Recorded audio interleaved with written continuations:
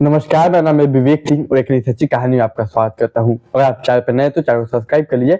मैं हर रोज एक रात 9 बजे नई सच्ची कहानी लाता हूँ। देखिए, आज की हमारी जो सच्ची कहानी है वो कहानी है झांसी की। झांसी में एक जगह है सिपरी बाजार। इसी सिपरी बाजार में एक महिला रहती थी। उस महिला की उम्र लगभग 32 साल, नाम ज्योति। देखिए, ज्योति की लगभग 12 साल पहले एक शख्स से शादी हुई थी। जब इसकी शादी हुई, ये अपने पति के साथ नए रिश्ते की शुरुआत करती है और फिर आगे बढ़ती है। देखते देखते इनका परिवार आगे बढ़ता है, बच्चे होते हैं। बच्चे होने के बाद मियाँ बीवी दोनों अपना काम करते। पति कमाता और बच्चे की देखभाल बीवी करती। लेकिन बीवी को सोचते हैं, क्यों ना मैं भी कमाऊं, और मैं कमाऊंगी तो मेरे पति के ऊपर जो बोझ है वो थोड़ा हल्का होगा। क्यों ना मैं कोई रोजगार देख लूं, क्यों ना मैं कोई काम कर लूं। तो वहीं की एक जगह है बरुआ बाजार, बरुआ सागर। बरुआ सागर में वो एक काम पकड़ती है। अब काम करने वहां बरुआ सागर जाती है हमेशा। अब पति के हाथ बटाए लगती, परिवार अच्छे से और चलने लगता।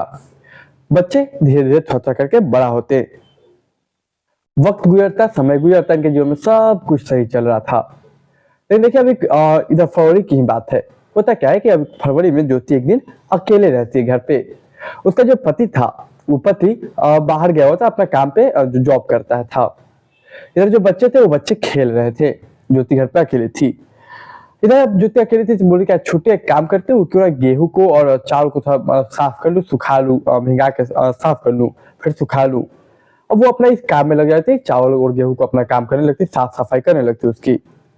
अब अचानक से होता है कि एक शख्स उसके घर में घुसता है। उसके हाथ में एक तलवार थी। अब ज्योति जब तक उसको देखती कि कौन है क्या है, उससे पहले उस शख्स ज्योति के करीब पहुंच चुका था। ज्योति जैसे अब मुंह खोलती, अपना आवाज निकालने की कोशिश करती, वैसे वो शख्स वो तलवार चला देता और उसके बाद एक के बाद एक कई वार करता। लगभग 5 मिनट तक ज्योति पे वो वार करता। अब जो बच्चे थे वो देख के डर जाते। वो फौरन चीखने और चिल्लाने लगते बाहर निकलकर। इतने देर में जब तक बच्चे चीखते और चिल्लाते, उतने में वो काम करके वो जो शख्स आया था, ज्योति को मार के बुरी तरीके से निकल चुका था। इसके बाद तमाम जो लोग थे वो भीड़ घर के अंदर आती। तो बच्चे पापा को कॉल करते अपना। अब उसके पापा उससे पहले आ पाते। इससे पहले जो भीड़ थी वो उसे हॉस्पिटल ले जाती। अब डॉक्टर देखते तो देखते उस समय ज्योति बेहोश थी, बोलते अभी जिंदा है। अब डॉक्टर अपना इलाज शुरू करते, लेकिन इधर पुलिस को भी इन्फॉर्म करते हैं कि एक केस था मर्डर का।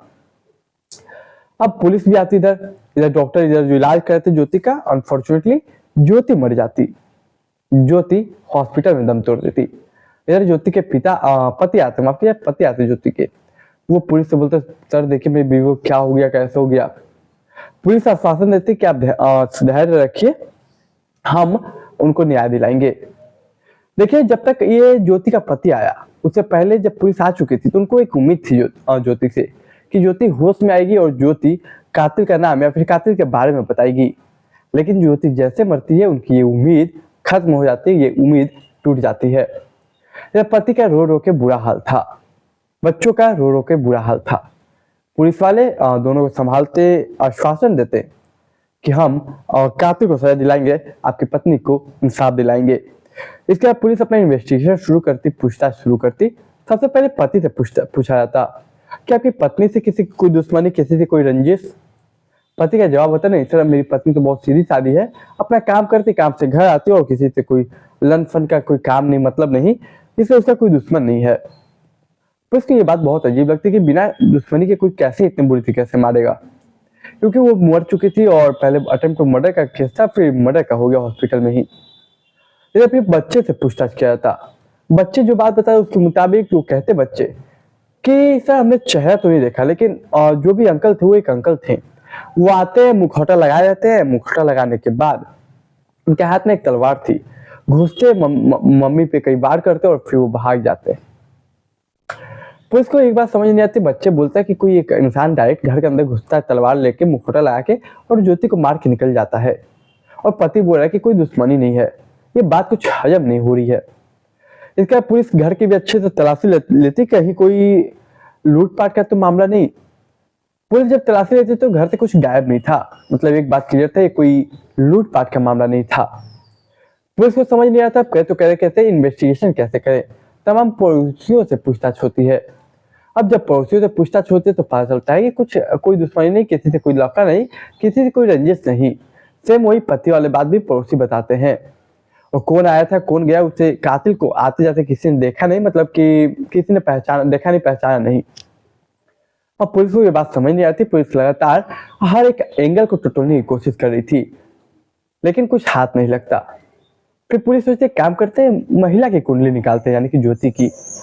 इसी दौरान पुलिस सोचते हैं जहाँ पे काम करते वहां के बारे में जानते हैं, वहाँ कौन दोस्त है कौन दुश्मन है।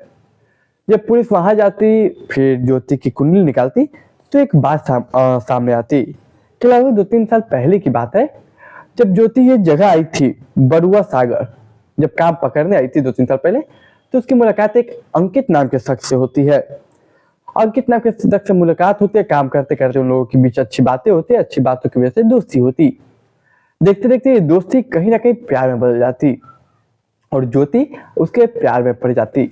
अंकित भी ज्योति से बहुत प्यार करने लगता। अब देखिए इसके बाद अब सवाल ये कि आखिर मामला क्या है। अगर उधर वो रिलेशनशिप करती तो पति को लगातार धोखा दे, क्या पति को ये बात पता थी? लेकिन अफसोस कि पति ये सब बातों से बेखबर था, अनजान था। पति को कोई भनक तक नहीं था कि अंकित का और उसकी बीवी का कोई अफेयर चल रहा है। पति को हमेशा विश्वास था उसकी पत्नी केवल उसकी है, लेकिन ज्योति उसे धोखा दे रही थी। इसके बाद अंकित की तस्वीरें निकाली गई और उसके बाद उसके घर का पता लगाया गया। वो कहाँ है इस वक्त, इस बात की पुलिस पता करने के लिए कोशिश की। जब पुलिस कोशिश की तो पता चलता है कि अंकित अपने घर पे नहीं है, अंकित फरार है। उसकी तस्वीर उस बच्चों को दिखाया जाता है कि क्या तुम पहचान सकते हो? तो बच्चे ने जैसा बताया था कि उनके चेहरे पे मास्क थी, लेकिन उसका हाइट, हुलिया और जो कपड़े तमाम चीजें थी वो देखकर बच्चे तुरंत बोलते हैं हाँ सर यही है, हम पहचान सकते हैं। क्योंकि इन्होंने भले मुखौटा लगाया, लेकिन अंकल को हम बिल्कुल अच्छे तरीके से पहचान सकते हैं। लेकिन जब और पता किया गया तो पता चला कि इन लोगों के बीच कुछ झगड़े चल रहे थे, यानी अंकित और ज्योति के बीच। और जिसकी वजह से अंकित ने सारा गुस्सा निकालने के लिए तमाम कुछ चीजों के लिए उसके यानी कि ज्योति को मार दिया इतने बुरी तरीके से। हालांकि अंकित अभी फरार चला है, पुलिस पकड़ने की कोशिश कर रही है, पकड़ा जाएगा। लेकिन पुलिस ने यह बयान जारी किया कि अब तक की हमारी इन्वेस्टिगेशन में जो मुख्य आरोपी है वो अंकित है। तो देखिए कैसे एक पत्नी जो कि अपने पति के लिए, अपने बच्चों के लिए कमाने घर से निकली थी, वही पत्नी अपने पति का विश्वास तोड़ देती है और एक दूसरे गैर मर्द के साथ संबंध में आती है और उसकी वजह से उसकी जान चली जाती है। देखिए आपकी इस कहानी पे क्या राय है, आप अपनी राय कमेंट बॉक्स में जरूर रखिएगा। मैं अक्सर नई सच्ची घटना पर आधारित कहानियां लाता आता हूँ, तो चैनल को सब्सक्राइब कीजिए, वीडियो को लाइक कीजिए, शेयर कीजिए और दोस्त रिश्तेदार परिवार के साथ भी शेयर कीजिए। मैं मिलूंगा एक नई कहानी में, तब तक के लिए आप मुझे इजाजत दीजिए।